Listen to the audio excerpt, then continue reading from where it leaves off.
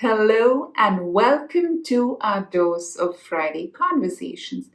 And the subject we will review today is these two interesting Japanese words that jumped out when I was listening to a spiritual discourse. It was Kensho and Satori. Kensho is growth through pain, and Satori is growth through insight.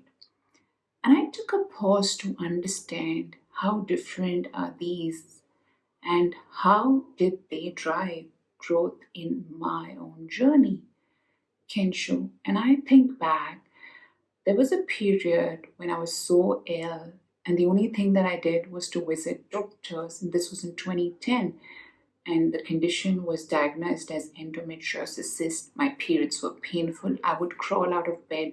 My husband had to take leave to support me, and it just felt so disorienting. And that was also the time I took a pause to understand. I mean, I take care of my health, but why is this happening? What is this teaching me? And those pause moments helped me understand to a large extent. I grew up on the fear diet. And also, there was another element and an emotion that I held on to was resentment. And that stems from my inability to draw healthy boundaries. I somehow felt guilty about prioritizing self care. So, yes, that was my Kensho moment.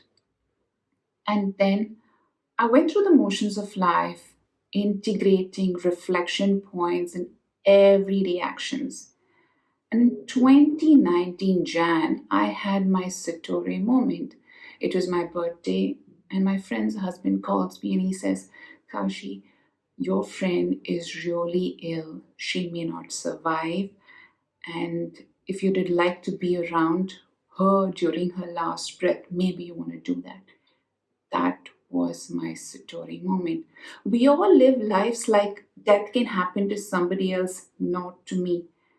And in 2019, that little event triggered a lot of series of actions that helped me understand, am I making career choices that help me get to where I want?